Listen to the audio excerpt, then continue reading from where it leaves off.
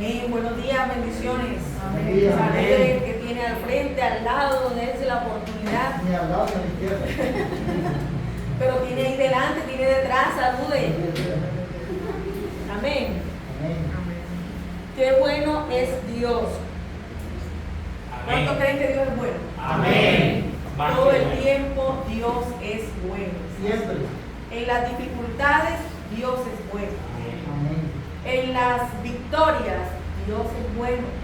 Amén. En la enfermedad Dios es bueno.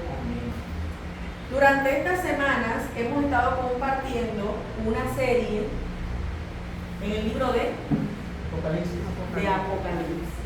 ¿Cuántas iglesias hemos estudiado? Sé que son 7, pero no creo que van a ir 5. Vamos, 4.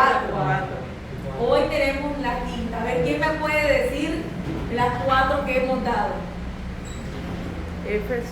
Éfeso, Pérgamo, Tiatira, Tiatira. Falta una. Esmirna. Esmirna. Esa fue ¿Cómo se le va a olvidar esa? Éfeso, Esmirna, Pérgamo, Tiatira. A ver, vamos a repetir eso. Éfeso, Esmirna, Pérgamo, Tiatira. Y hoy vamos a ver Sardis. Repita, Sardis. El mensaje para la iglesia de Sardis lo vamos a encontrar en el libro de Apocalipsis, en el capítulo 3, los versos del 1 al 6. Si usted lo tiene, puede compartir conmigo la lectura. Dice Apocalipsis capítulo 3, versículos del 1 al 6. Mensaje a Sardis. Escribe el ángel de la iglesia en Sardis, el que tiene los 7 espíritus de Dios y las 7 estrellas, dice esto: yo conozco tus obras, que tienes nombre de que vives y estás muerto. Sé vigilante y afirma las otras cosas que están para morir, porque no he hallado tus obras perfectas delante de Dios. Acuérdate pues de lo que has recibido y oído, y guárdalo y arrepiéntete.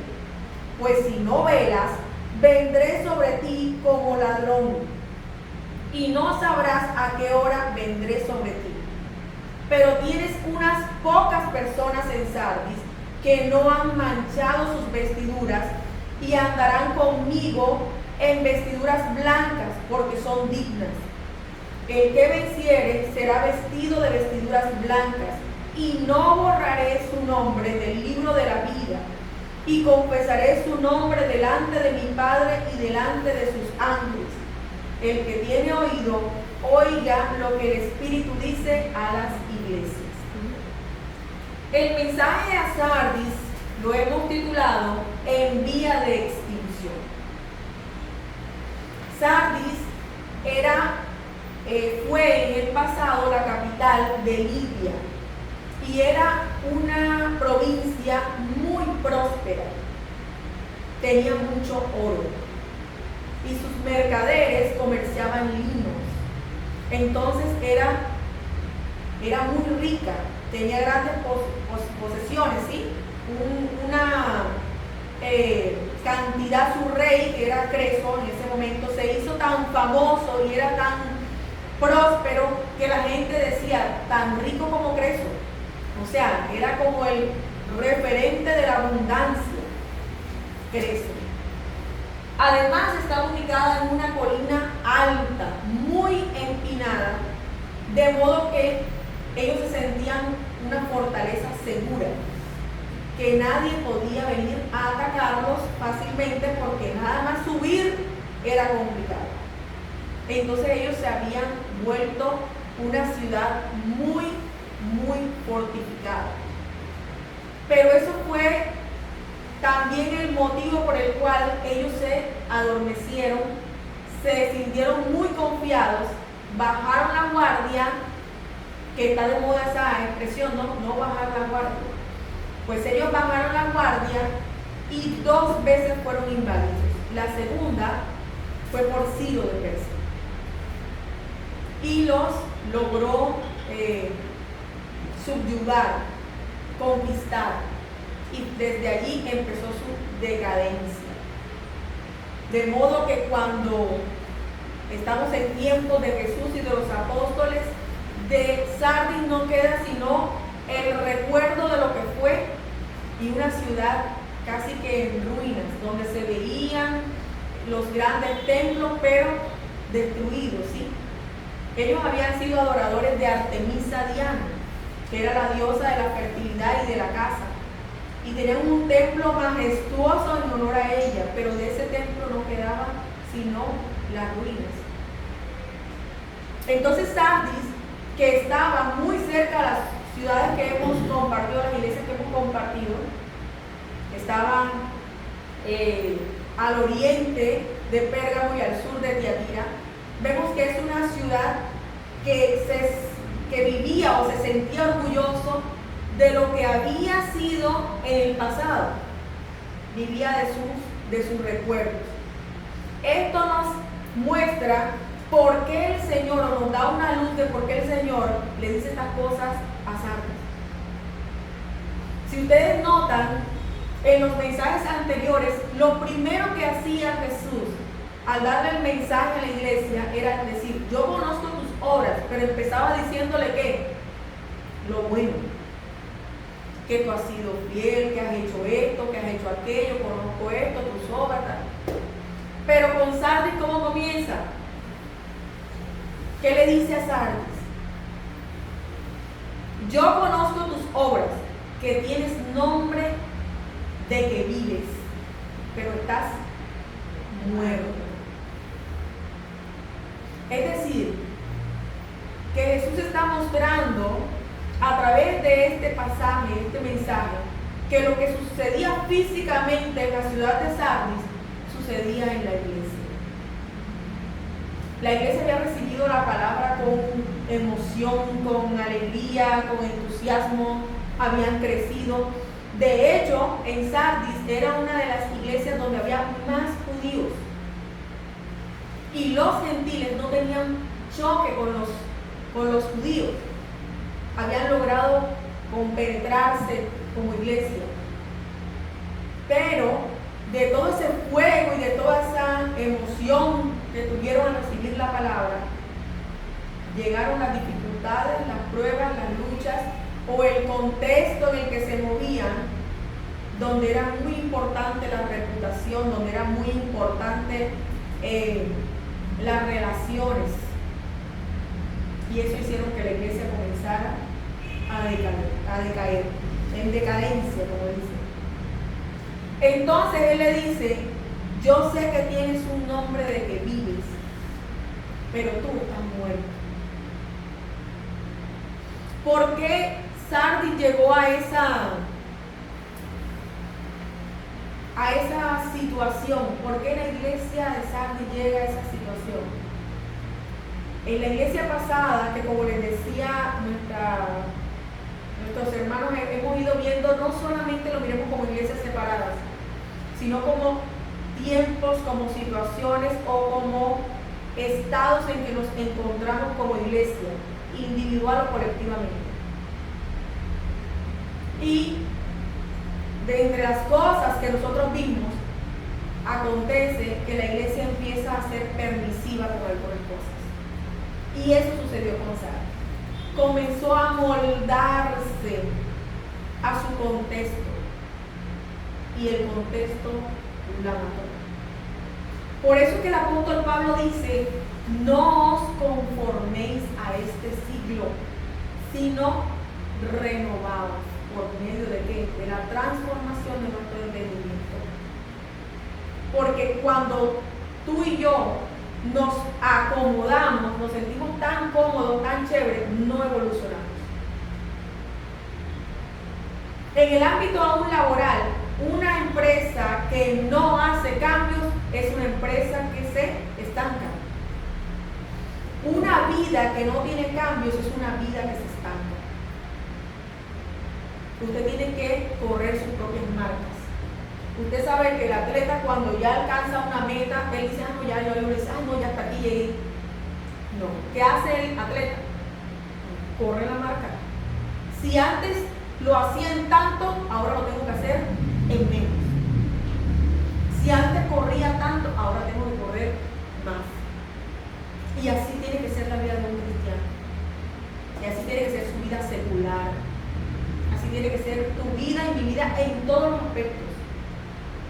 debemos ir corriendo a las marcas, no acomodarnos.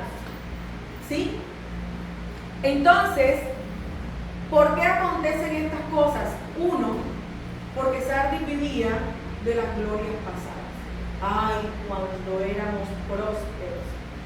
Ay, cuando teníamos, cuando no teníamos. Una de las cosas que sucede con nuestros antepasados, yo me acuerdo de mi abuelito.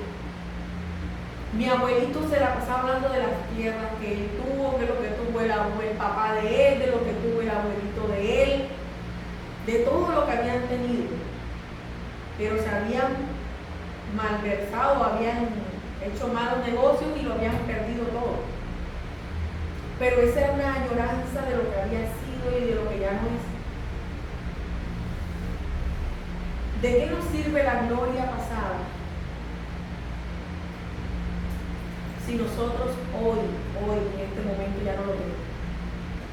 Y quiero llevarlo al plano espiritual.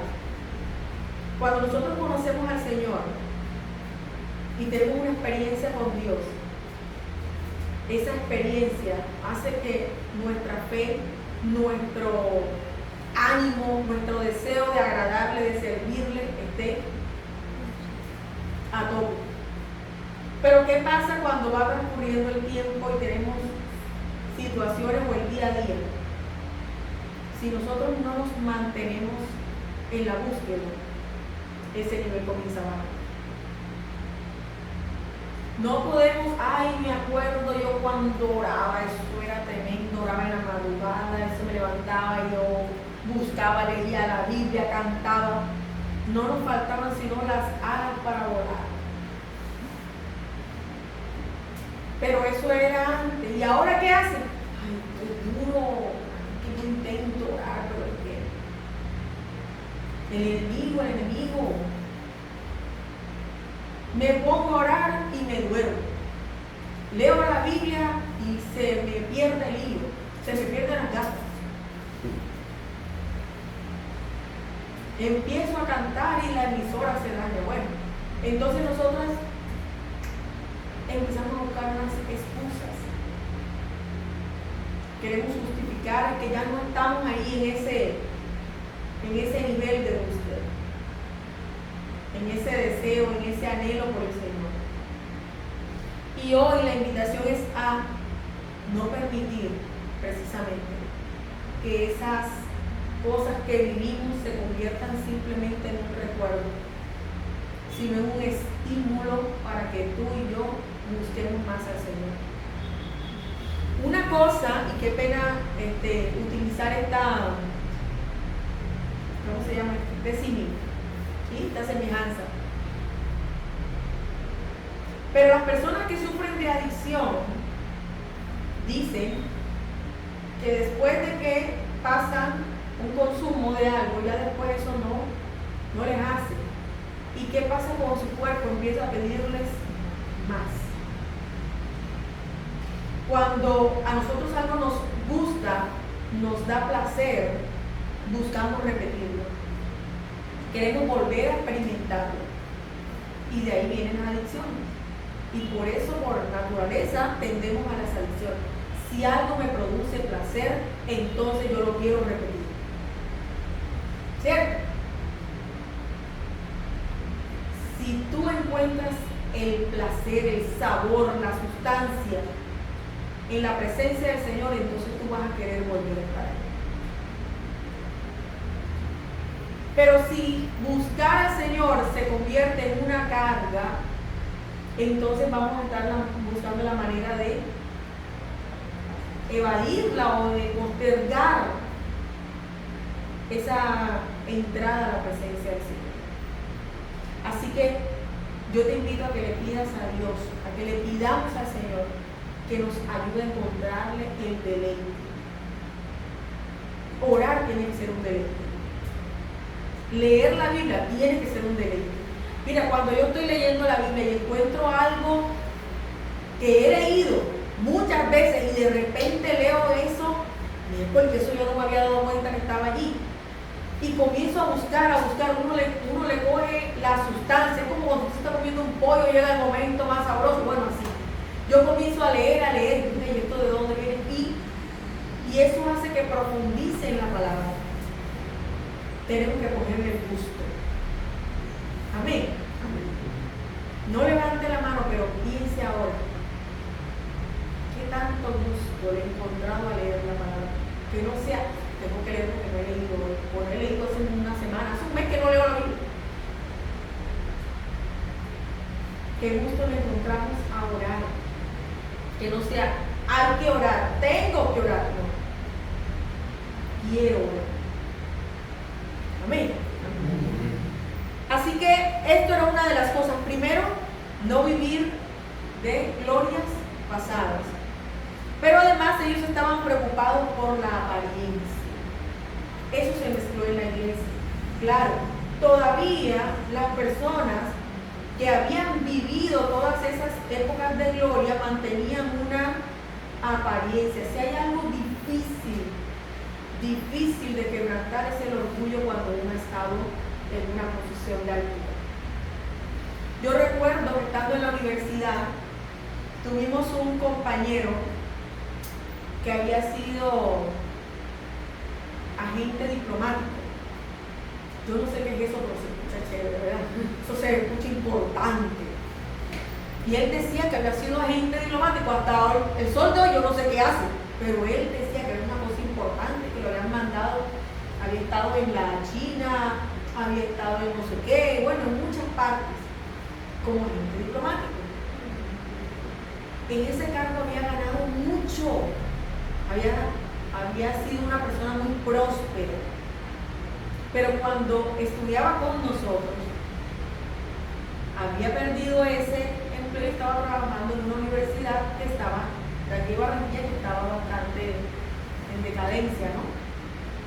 Y le habían desmejorado sus horas, sus salarios. Si te quieres quedar, te tengo que bajar. Ustedes saben cuando la empresa ya empieza como a bajar. Y él se negaba a su nuevo nivel de vida, ¿sí? Él tenía que tener un apartamento por allá, bien arriba, y un televisor así, pero vende ese televisor porque no tienen para comer. No, porque no puedo vender, no puedo irme del apartamento, no tengo con qué pagar, pero tengo que tener el televisor, tengo que tener el apartamento. Pero tu salario te da para vivir cómodamente en tal lugar y puedes, porque había que guardar las apariencias. Y en la iglesia empezó a suceder, la gente comenzó a mantener las apariencias. En la iglesia, por eso es que el Señor habla del trigo y la cizaña. Cuando usted ve una espiga de trigo y una cizaña son iguales. Lo único que la diferencia es el fruto. Que la una da fruto y la otra no. Por eso el Señor dice, no la corten. Hay que esperar la cosecha. Y ahí sí se puede separar el trigo de la cizaña. Antes no, porque se puede llevar trigo y cizaña. Cuando nosotros estamos en la iglesia, todos podemos poner cara de espiritual. Ponga cara de espiritual. ¿Usted no ha visto ahí que hay gente que tiene cara espiritual? Hace años en la iglesia, yo nací en la iglesia Guaramirá, y uno se internaba en la iglesia en los carnavales.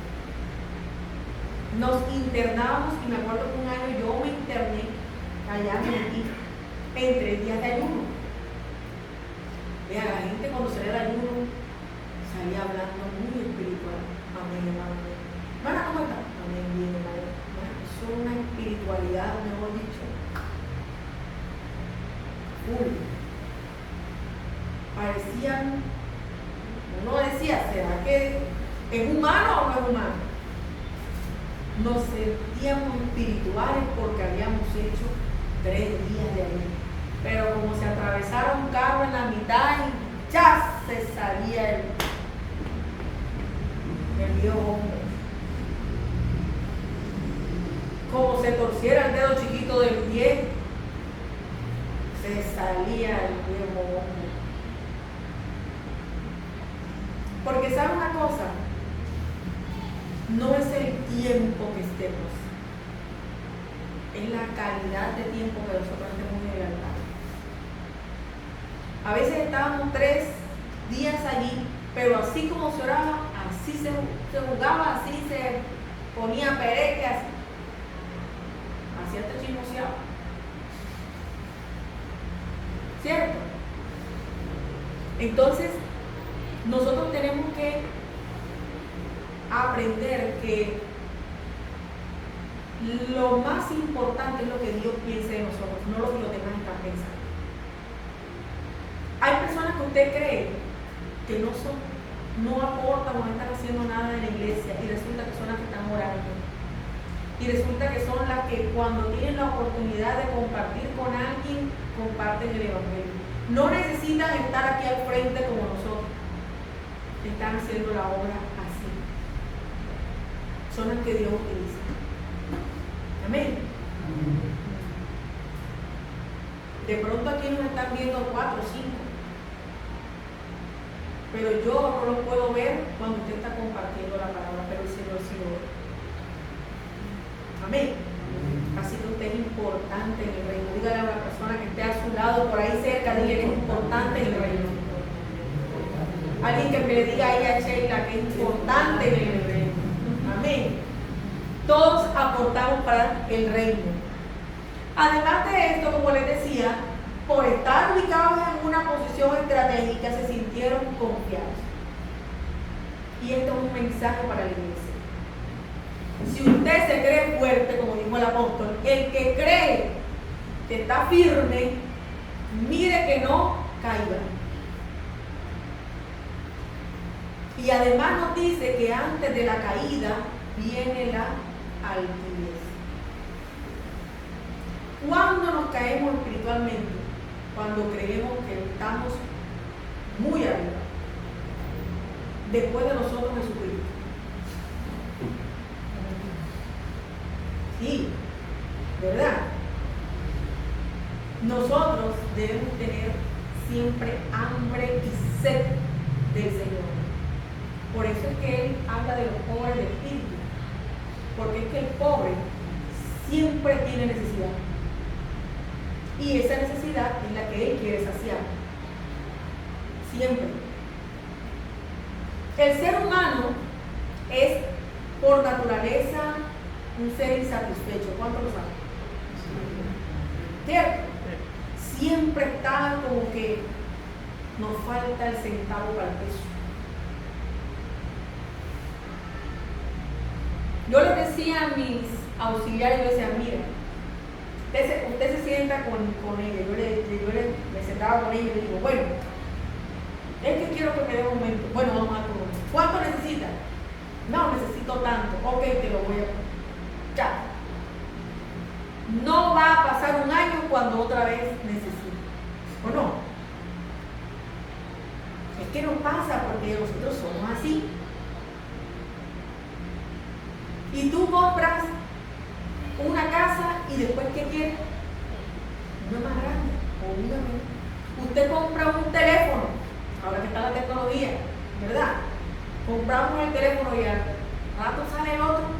¿Y qué queremos? Queremos el nuevo. El de antes no tenía sino las teclas y jugábamos a la culebrita. Los de ahora hacen, mejor dicho, y todavía no nos basta. Yo recuerdo a mi mamá escucharla jugando a la culebrita. ¿Cómo que se llamaba ese que fue súper famoso? Que decía que era indestructible. El 1100. Ella como sabe, ¿ve? ¿Ah? El 1100. Eso fue guerrero un poco de tiempo. Pero hoy tiene que hacer de todo. Eso no, ahora se conecta con la casa, pone los enchufes, se conecta con el enchufe, luego lo ponen con el televisor. Mejor dicho, hacen de todo. Pero nosotros queremos más. Por eso la tecnología sigue, y nosotros nos volvemos hasta flojos. Antes el control remoto del televisor de los papás de uno era uno. Vaya, póngame el canal 1. ¿Cierto? Ahora el control, ahora son ópticos, tienen de todo. Y esas cosas nos distraen. Nos sentimos confiados, nos distraemos, nos hacemos, nos adormecemos.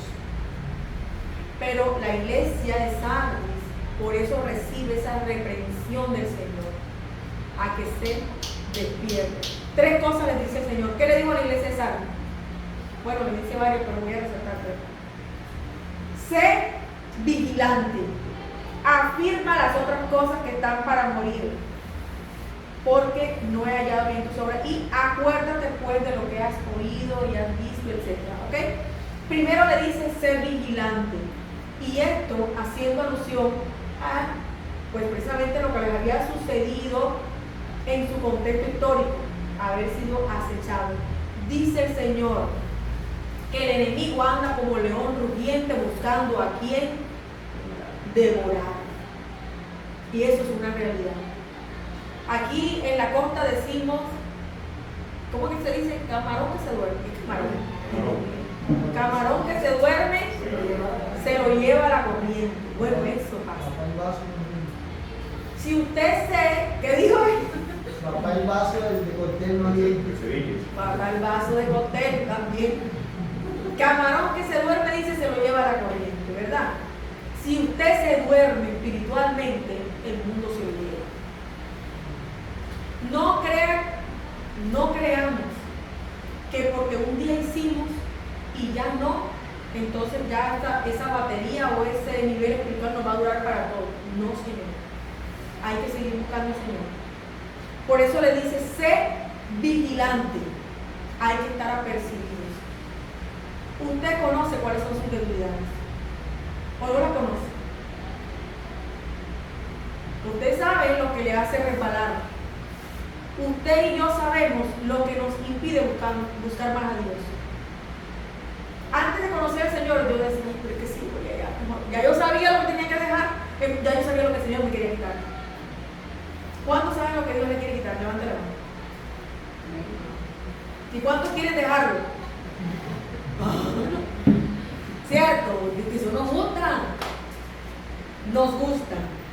Segundo, le dice, afirma las otras cosas que están para morir. O sea que ellos estaban así como dice la escritura, como el pábilo que humea, pero no se apaga. Pero si usted tiene y le echa, cuando hay un pábilo que está a punto de apagarse y usted le echa fresco, ¿qué pasa? Usted sabe que es un pábilo, un carboncito. Está que se apaga y usted empieza a echarle fresco, ¿qué sucede? Se vuelve a prender. Y eso es lo que quiere hacer el Señor. ¿A través de qué? A través de su Espíritu. La manera de avivarnos es por medio del Espíritu Santo. Usted sabe que quien le puede ayudar en esa debilidad es el Espíritu Santo.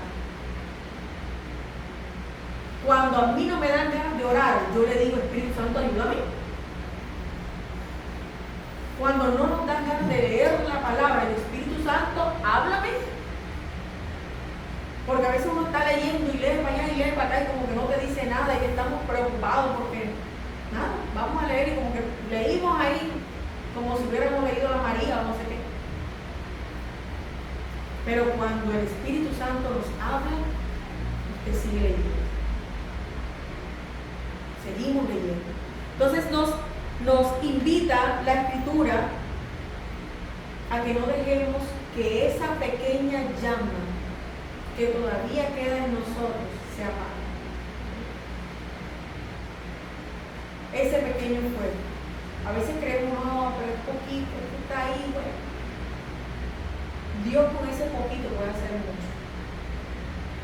Si tú le rindes al Señor ese deseo pequeñito de buscarlo. ¿Qué le dijo el Señor a sus discípulos? Necesitan una gran fe, necesitan un gran poder. No, les digo, necesitan una fe como un granito de mostaza. Lo poco en Dios se vuelve mucho, porque Él es experto en multiplicar. Yo siempre digo, Él es el único que multiplica por 0 y da positivo. ¿Cuánto es 8 por 0? 1.000.000 por 0. Pero el Señor dice que multiplica las fuerzas al que no tiene ninguna. Ninguna. A él no le da 0.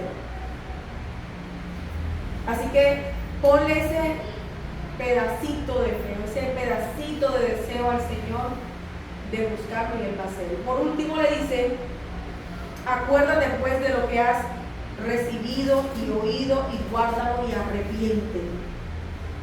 Le está diciendo, vuelve a la palabra, lo que has oído. La fe, dice la Escritura, viene por el oír, y el oír la palabra. De lo que tú escuchas, de eso te llenas. Empieza a hablar. Ustedes saben que cuando uno va a otra ciudad, y eso le pasa mucho al costeño, ¿no? Costeño, mejor dicho, está listo para eso. Va a Medellín y habla más paisa que los paisas. Usted empieza a escuchar paisa y ya no usted está. ¿Ah? Son más paisas que los paisas. Y uno va a Bogotá y al rato ya están hablando, no le falta sino la china.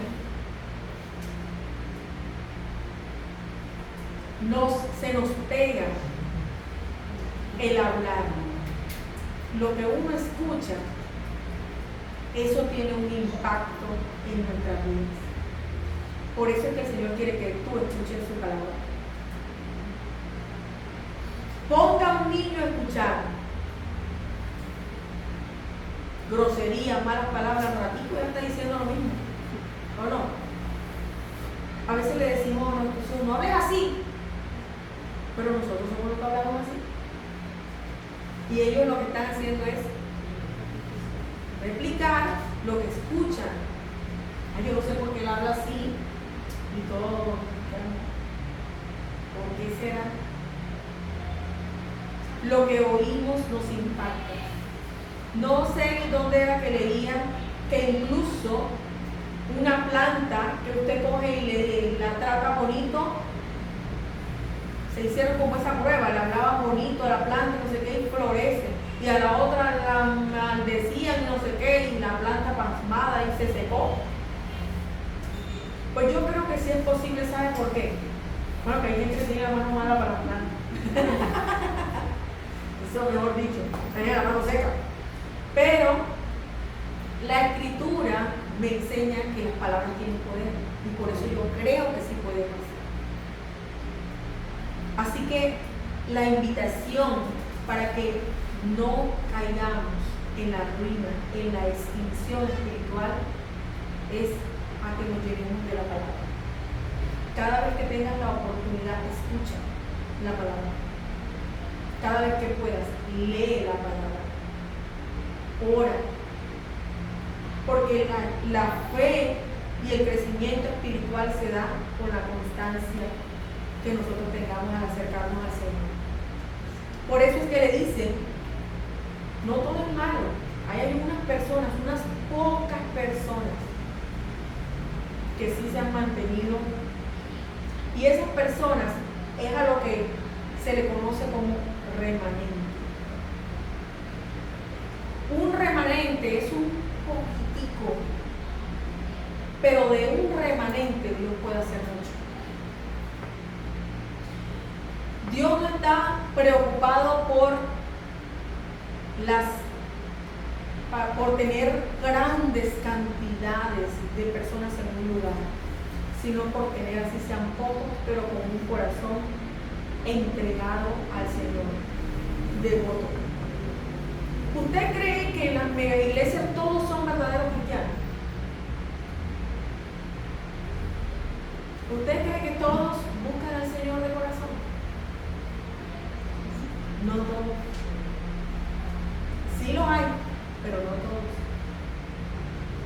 Porque para muchos ir a una iglesia se convierte en parte de su estilo de vida. No importa si vamos a hacer 1000, si vamos a hacer 50, si vamos a hacer 30, si vamos a hacer 20. todos tengamos un corazón dispuesto para el Señor. Porque Dios no quiere cristianos nominales, sino devotos. Devotos. Que cuando el Señor venga, usted se puede imaginar que el Señor venga y entonces hay 500 en una iglesia, vamos a poner, hay 500. Y el Señor viene y se van 30. Ay, Señor, ¿qué pasó? Se van 50. Ojalá se vayan 500. Por eso, usted sabe que en esta época, justo después que recibe el mensaje Sardis, se puso de costumbre el culto familiar obligatorio. Una persona. Algunos dicen que esto representa un periodo de la iglesia, el periodo de la reforma, el periodo en el cual la iglesia se da cuenta que no puede seguir escuchando el mensaje en otro idioma que no entiende. ¿Se acuerda que la misa la daban en latín? Entonces la iglesia dice, no podemos seguir escuchando en latín porque no entendemos nada. Y los reformadores empiezan a dar el mensaje en el idioma popular.